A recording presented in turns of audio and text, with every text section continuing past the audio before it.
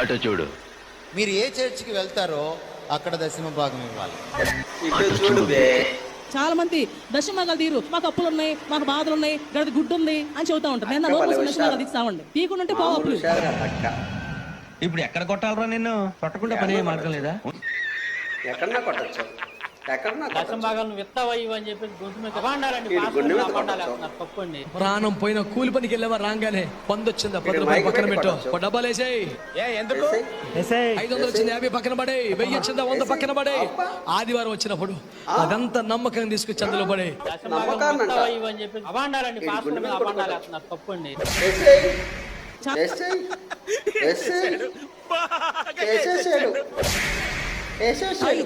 దశమ భాగం అంటే 23.33% వస్తుంది. మాకు తెలియదు సార్ ఇదని అంటే మీరు తెలుసుకోవాలి. మరి మొత్తం దోచుకుంటున్నాడు.